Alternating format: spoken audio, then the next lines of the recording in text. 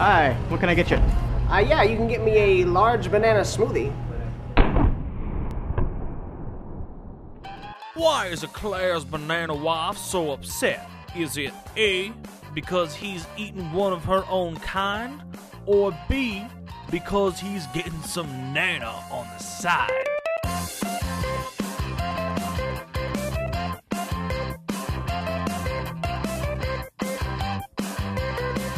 The banana was chasing the Eclair down the street, and the Eclair was freaking out, and the cream was dripping out of its side from a gash in his side, and so he turned down the alley, and it was a dead end, and there was no way out, and